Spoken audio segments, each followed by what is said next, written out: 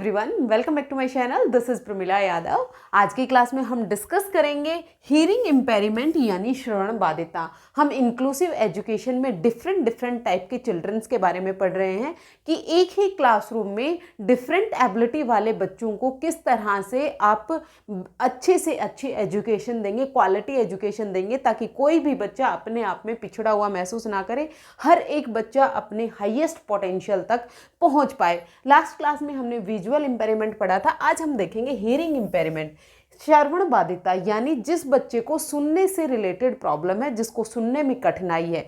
सुनने में कठिनाई का मतलब हो सकता है कि बच्चे को कंप्लीटली ना सुनाई देता हो, या फिर बच्चे को कम सुनाई देता हो, बच्चे को सिर्फ ऊंची आवाज़ ही सुनाई देती हो, या फिर हम बच्चे को हियरिंग एड यानी जो सुनने वाली मशीन होती है वो हम लगा दें तो बच्चा सुन पाता है। ये डिफरेंट लेवल की श्रवण बाधिता है वो बच्चों में होती है। ये जो हियरिंग इम्पेयरमेंट वाले बच्चे हैं, इनको इंक्लूसिव क्लासरूम में किस तरह से एडजस्ट करवाना है, ये टीचर की जिम्मेदारी होती है, क्योंकि बच्चा सुन नहीं सकता। और जो बच्चा सुनने में जिसको प्रॉब्लम है तो उसकी कम्युनिकेशन में भी प्रॉब्लम आएगी, लेकिन वो बातचीत नहीं कर पाएगा। तो इन बच्चों को आप इंक्लूसिव क्लासरूम में किस तरह से एडजस्ट करेंगे समावेशी शिक्षा में। समावेशी शिक्षा क्या कहती है कि हर एक प्रकार के बच्चे को आपको एक ही क्लासरूम में पढ़ाना है, चाहे बच्चे में हियरिंग इम्पेयरमेंट हो, चाहे बच्चे में विजुअल इम्पेयरमेंट हो, चाहे बच्चे में स्पीच इम्पेयरमेंट हो, चाहे बच्चे में इंटेलेक्चुअल डिसेबिलिटी हो, चाहे बच्चा किसी भी जाति का हो, किसी भी धर्म का हो, किसी भी कल्चर का हो, किसी भी सोसाइटी का हो, किसी भी ग्रुप का हो, हर एक बच्चे को एक ही क्लासरूम में पढ़ाना है। तो ये जो स्पेशल बच्चे हैं, हियरिंग इम्पेयरमेंट वाले बच्चे हैं, इनको समझने की कोशिश करते हैं। देखिए, हियरिंग इम्पेयरमेंट यानी श्रवण बाधिता, ये कान है, ये एक महत्वपूर्ण सेंसरी ऑर्गन है। हमारी 5 सेंसेस होती हैं। इन 5 सेंसेस के थ्रू ही हम किसी भी इंफॉर्मेशन को अपनी बॉडी में लेते हैं या फिर अपने दिमाग में लेते हैं। 5 हमारी सेंसेस कौन कौन सी हैं? सुनना हो गया, हमारा देखना हो गया, उसके अलावा टेस्ट करना हो गया, उसके अलावा टच करना हो गया, और उसके अलावा स्मेल करना हो गया। जो एजुकेशन है इसमें मेनली हियरिंग और विजुअल जो सेंस है वो ज़्यादा यूज होती है। लास्ट क्लास में हमने देखा था कि लगभग 70 से 80% एजुकेशन में जो भी हम सीखते हैं, 70 से 80% चीज़ें हैं वो हम देखकर सीखते हैं। तो विजुअल इम्पेयरमेंट भी बहुत इंपॉर्टेंट है, बच्चे की जो विजुअल सेंस है वो भी बहुत इंपॉर्टेंट होती है। उसी तरह से ये जो हियरिंग है ये भी बहुत इंपॉर्टेंट है। लगभग 15 से 20% जितनी भी चीज़ें हम सीखते हैं वो सुनकर सीखते हैं। तो जो हमारी एजुकेशन में जो सेंसरी इम्पेयरमेंट है, यानी इंद्रियों से रिलेटेड जो बाधिता है, वो मेनली 2 बाधिताएं हम पढ़ते हैं। कौन कौन सा? विजुअल और हियरिंग। विजुअल में हम 70 से 80% इन्फॉर्मेशन लेते हैं, और हियरिंग से हम 15 से 20% इन्फॉर्मेशन है वो हम लेते हैं। हियरिंग एबिलिटी के बिना समाज में कम्युनिकेशन करना कठिन हो जाता है। जो सुन नहीं पाएगा वो कम्युनिकेट नहीं कर पाएगा। आपने देखा होगा कई वृद्ध लोग होते हैं जिनको कम सुनाई देता है, तो उनको या तो आपको बहुत ऊंची आवाज़ में बोलना पड़ता है, उनको नहीं सुनाई नहीं देगा, आप उनसे कुछ भी पूछते रहें तो वो रिस्पॉन्ड नहीं करेंगे। तो यहाँ पर कम्युनिकेशन में भी डिले हो जाता है। तो कम्युनिकेशन के लिए हियरिंग इम्पेयरमेंट है, ये बहुत बड़ी बाधा होती है। क्लासरूम लर्निंग में मुख्यतः जो सेंसेस यूज होती हैं वो कौन सी होती है? दृष्टि और श्रवण होती है, यानी विजन और हियरिंग होती है। इसीलिए हियरिंग इम्पेयरमेंट वाले बच्चों को लर्निंग करने में कठिनाई होती है। 2 चीज़ें यहाँ से आपको याद रखनी है कि हियरिंग सेंस से हम कितनी इन्फॉर्मेशन लेते हैं? 15 से 20, और विजुअल से हम कितनी लेते हैं? 70 से 80। एजुकेशन में मेनली दोनों ये सेंसेस का ही ज़्यादा इस्तेमाल होता है। उसके बाद हम देखें हियरिंग इम्पेयरमेंट का अर्थ क्या होता है। हियरिंग एक ऐसी हियरिंग लॉस जिसमें व्यक्ति साउंड को पूरी तरह से नहीं सुन सकता, या तो वो क्या है, पूरी तरह से नहीं सुन सकता, या फिर हम क्या कहें, लेवल्स ऑफ हियरिंग लॉस की बात करेंगे। यानी श्रवण हानि की स्तर कौन कौन से होते हैं? मेनली 4 स्तर होते हैं। सबसे पहला आता है माइल्ड, यानी हल्की श्रवण बाधिता होती है। फेंट या डिस्टिंक्ट स्पीच है वो नहीं सुन पाते, यानी ये बच्चे हैं जो धीमी आवाज़ें नहीं सुन पाते। इनको अगर आप थोड़ा सा लाउड बोलेंगे तो ये क्लियरली सुन लेते हैं। तो ऐसे बच्चों को आप क्या करेंगे? फ्रंट रो में बिठा लेंगे, अपने सामने बिठाएंगे, ताकि टीचर के पास में बैठे हैं, जब वो टीचर के पास में बैठे हैं तो उन तक क्लियर आवाज़ पहुंचेगी और वो अपनी लर्निंग है उसमें अच्छे से कर पाएंगे। अगर बच्चों को दूर बिठाएंगे, सबसे पीछे बच्चे बैठे हैं और इनको माइल्ड हीरिंग इम्पेयरमेंट है, यानी हल्का सा इनको सुनने में प्रॉब्लम है, तो ये क्या होगा, बीच बीच में कोई वर्ड्स छूट जाएंगे। जैसे टीचर कुछ बोल रहा है तो उस बीच में कोई वर्ड्स छूट गए तो वो या तो अपने सहपाठी से पूछेगा या फिर वो टीचर से पूछेगा। तो आप क्या करें, बच्चे को सामने बिठा लें तो उसमें बच्चा आराम से एडजस्ट हो पाता है। फिर आता है मॉडरेट यानी मध्यम, सामान्य बातचीत समझने में समस्या होती है। यानी यहाँ पर फेंट और धीमी आवाज़ और तेज आवाज़ से मतलब नहीं है, यहाँ पर क्या होता है, बच्चे को माइल्ड से थोड़ी ज़्यादा हीरिंग इम्पेयरमेंट होता है, यहाँ पर कम्युनिकेशन में भी बच्चे में प्रॉब्लम आती है। फिर आता है सीवियर, यानी ये साउंड्स को पहचानने में ही मुश्किल हो जाती है। टीचर क्या बोल रहा है, बस उसे ये दिख रहा है कि टीचर कुछ बोल रहा है, लेकिन क्या बोल रहा है ये उसे समझ में नहीं आता, साउंड्स को नहीं पहचान पाता। फिर आती है प्रोफाउंड, यानी सुनने की क्षमता लगभग समाप्ति रहती है, यहाँ पर बच्चे को लगभग ना के बराबर सुनाई देता है। ये 4 स्टेजेस होती हैं, यानी ये जरूरी नहीं है कि हर एक बच्चे में हीरिंग इम्पेयरमेंट या विजुअल इम्पेयरमेंट एक ही स्टेज का मिले, ऐसा नहीं है। किसी बच्चे को थोड़ी सी धीमी आवाज़ से प्रॉब्लम है, किसी को तेज आवाज़ से सुन सकता है, किसी को आप हीरिंग एड लगवा दें तो सुन सकता है। कोई बच्चा सिर्फ लिप रीडिंग ही कर पाता है, होठ से पहचानता है कि टीचर क्या बोल रहा है, या फिर वो साइन लैंग्वेज से ही समझ पाता है। साइन लैंग्वेज है वो श्रवण बाधित लोगों के लिए, यानी इशारों में जो बातें होती हैं वो साइन लैंग्वेज होती है, तो उससे सीख पाता है। अब देखिए definition according to RPWD act 2016। RPWD act की फुल फॉर्म क्या है, right of person with disability. ये सबसे पहले कब आया था, 1995 में आया था, फिर इसमें अमेंडमेंट हुआ और ये 2016 में आया। जब 1995 में आया था तो 7 डिसेबिलिटीज को ही डिसेबिलिटी ग्रुप में रखा गया था, स्पेशल डिसेबिलिटी में रखा गया था, लेकिन 2016 में ये बढ़ाकर कितनी कर दी गई है, 21 कर दी गई है। तो इन्होंने 2 डेफिनेशन दी हैं, एक तो डेफनेस की, ये क्या होती हैं, या फिर हम कहें डेफ भी आपको लिखा हुआ मिल सकता है, स्पीच फ्रीक्वेंसी में 70 dB हीयरिंग लॉस हो, ये ध्यान रखना है। डेफनेस किसे कहेंगे, जिसको 70 dB हीयरिंग लॉस हो, और ये जो dB है ये क्या है, डेसिबल है, D स्मॉल आएगा और B कैपिटल आएगा। कई बार आपको ऑप्शन में यहाँ dB लिखकर ही वो D को कैपिटल कर देगा और B को स्मॉल कर देगा, यही फर्क कर देता है और आप आंसर गलत टिक करके आ जाते हैं। तो डीबी क्या है, डेसिबल है। डेसिबल क्या होती है, साउंड को मेजर करने की यूनिट होती है। जिस बच्चे को 70 dB हीयरिंग लॉस होगा वो डेफ होगा, यानी जिसको ना के बराबर सुनाई देता है। स्पीच फ्रीक्वेंसी में सुनना लगभग असंभव हो जाता है। व्यक्ति की कम्युनिकेशन के लिए साइन लैंग्वेज का यूज कर रहा है, यानी इशारों में जो बातचीत होती है साइन लैंग्वेज का यूज करेगा। लिप रीडिंग करेगा, यानी होठों की, जैसे टीचर बोल रहा है तो होठों की बनावट के आधार पर वो अपनी जो रीडिंग है वो कर पाएगा। और असिस्टिव डिवाइसेस की आवश्यकता होती है। असिस्टिव डिवाइस यानी कान में लगने वाली मशीनों की इनको आवश्यकता होती है। ये चीज़ याद रखनी है आपको, 70 dB। फिर आता है हार्ड ऑफ हियरिंग। जो आरपीडब्ल्यूडी एक्ट है इन्होंने 2 ही बताए हैं, कौन कौन से, डेफनेस और hard of hearing. Hard of hearing किसे कहेंगे, जिसको 60 से लेकर 70 dB तक हियरिंग लॉस होता है। और एक बेटर ईयर में, यानी 2 कान हैं, दोनों का अलग अलग हियरिंग इम्पेयरमेंट टेस्ट होता है।